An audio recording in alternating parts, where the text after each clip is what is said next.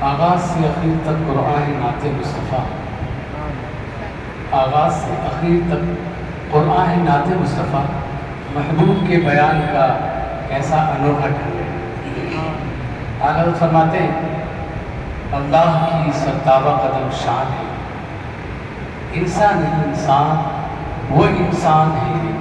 اور قرآن تو ایمان بتاتا ہے انہیں، اور ایمان یہ کہتا ہے میری جان۔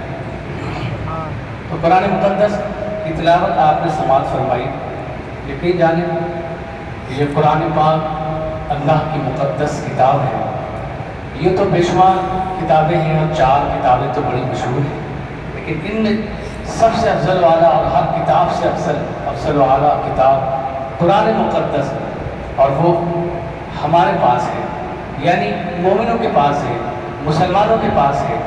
اللہ کے رسول صلی اللہ علیہ وسلم پر یہ قرآن مقدس نازل ہوا، یہ کتاب نازل ہوئی، اور آنے والا جو مقدس مہینہ رمضان شریف کا، کہ اللہ فرماتا ہے کہ ہم نے قرآن پاک کو رمضان شریف میں نازل فرمایا۔ تو یہ قرآن مقدس، اب یقین جانیں کہ سب کچھ اس میں موجود ہے۔ آج ہم مختلف معاملات میں پریشان ہیں، دنیاوی معاملات میں پریشان ہیں، کوئی کسی بات کو لے کر، کوئی کسی بات کو لے کر، یہاں تک کہ ہر کسی کو آپ دیکھیں وہ پریشان حال نظر آتا ہے، وہ پریشانی اپنی بتاتا ہے۔ لیکن میرے پیارے آقا کے پیارے دیوانوں، ہم پریشانی کبھی جاتے ہیں کسی کے پاس تلاش کرنے کے لیے، کبھی کچھ پیسے کی پریشانی تو کسی امیر کے پاس جاتے ہیں، کوئی مرض ہے تو یقیناً ہم کسی طبیب کے پاس جاتے ہیں۔ لیکن میرے پیارے آقا صلی اللہ علیہ وسلم کے پیارے دیوانوں، آپ جانتے ہیں اللہ نے کیا ارشاد فرمایا؟ اللہ پاک ارشاد فرماتا ہے تبیانا لکل شیء، قرآن پاک میں ہر چیز کا علاج ہے۔ لیکن ہمیں پتہ نہیں، کیونکہ ہم قرآن پاک سے دور ہیں، ہم قرآن پاک سے دور ہیں، جس سے قریب ہونا چاہیے اس سے ہم دور ہو گئے، اور اس کو ہم نے الماری کی زینت بنا دیا، الماری میں چھپا کے رکھ دیا۔ کبھی کبھی موقع آتا ہے تو اس کو پڑھتے ہیں، اس کی دھول صاف کرتے ہیں، اور اس کے بعد اس کو نکالتے ہیں، تو شاید سال میں ایک آدھ بار توفیق ملتی ہے تو قرآن پاک ہم پڑھ لیتے ہیں۔ لیکن جس چیز کی ہمیں ضرورت دنیا میں بھی ہے اور آخرت میں بھی ہے، اس چیز کی طرف توجہ نہیں ہے۔ لیکن اللہ اکبر، ہمارا جو وقت گزرتا ہے وہ آپ سب جانتے ہیں، مجھے کہنے کی ضرورت نہیں ہے۔ کسی کا فیس بک میں گزر رہا ہے، کسی کا انسٹاگرام میں گزر رہا ہے، کسی کا ٹویٹر پہ گزر رہا ہے۔ یہ ساری چیزیں، یہ میڈیا، اللہ اکبر، ان چیزوں میں ہم نے سمجھا ہے کہ ہمارا وقت اگر پاس ہوگا تو یہی کچھ چیزیں ہیں 3-4، ورنہ اس کے علاوہ ہمارا وقت پاس ہو ہی نہیں سکتا۔ Daily we open mobile inbox and read the send message by friend. But how many times do we open Quran and read message sent by Allah Ta'ala? It's a very, very big question and very important question. How many times? کیا آپ نے کبھی سوچا ہے کہ دن میں ہم کتنے ٹائم قرآن پاک کھولتے ہیں، یا پھر مہینے میں کتنی بار قرآن پاک کھولتے ہیں؟ میسج کسی دوست کا ہے تو پڑھنے کی بڑی بے چینی ہوتی ہے کہ پتہ نہیں اس نے کیا میسج بھیجا، ذرا دیکھو تو صحیح۔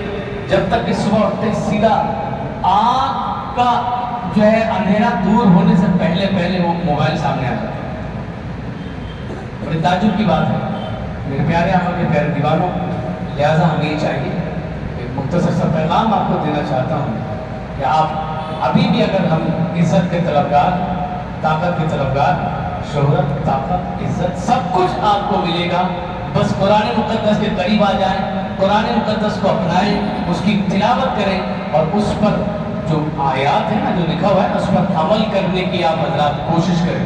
صرف پڑھے ہی نہیں بلکہ عمل بھی کریں۔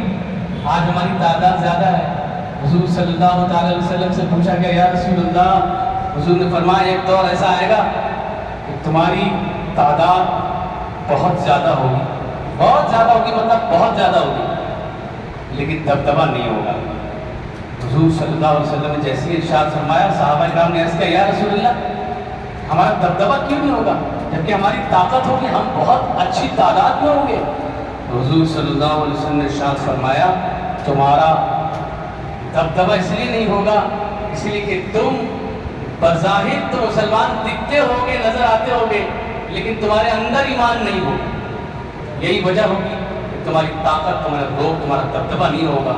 کیا وجہ تھی کہ 72 نفوس قدسیہ نے، امام حسین کے لشکر نے، ان کے ہمراہیوں نے ہزاروں کے لشکر کو مات دی، اور بھوکے پیاسے رہتے ہوئے، پانی کا ایک قطرہ نہیں، ان کے بچے بھوکے پیاسے، بھوک سے ترستے ہوئے، دل لرزتے ہوئے، زبانیں سوکھی ہوئی، لیکن پھر بھی اس تپتی ہوئی ریت پر یزیدیت کو للکار کے رکھ دیا اور یزیدیت کو پچھاڑ کے رکھ دیا۔ آخر وجہ کیا تھی؟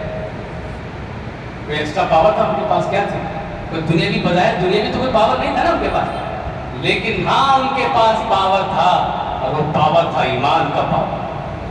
کہہ دو سبحان اللہ۔ ایمان والوں کی طرح کہو نا، ہاں یہ ہے ایمان والوں کی طاقت، کہ جب ایمان والا سبحان اللہ کہتا ہے نا، اللہ اکبر کہتا ہے نا، تو لرز جاتے ہیں، یہ پہاڑ بھی لرز جاتے ہیں، یہ چرند پرند سب کچھ کانپنے لگتے ہیں۔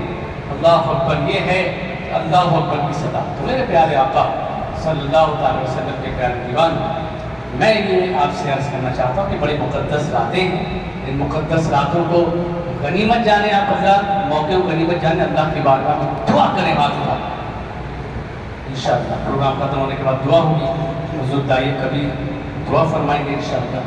تو دعا کریں کہ اللہ تبارک و تعالیٰ ہمیں غلبہ عطا فرمائے، اور ہمیں وہ طاقت اللہ پاک عطا فرمائے کہ ہم اس دور میں، اس پرفتن دور میں ہم ایمان والے بن جائیں اور ہمارا ایمان مضبوط ہو جائے۔ دعا کریں انشاءاللہ، ہم سب کے لیے دعا کریں، پوری مومنی کے لیے دعا کریں، اللہ تعالیٰ ہم سب کو ایمان والا بنائے۔ تو آئیے، چونکہ ہم لوگ چھوٹے موٹے نعت ہیں، نعت شریف پڑھ لیتے ہیں، تو انشاءاللہ تبارک و تعالیٰ ایک مختصر نعت کی محفل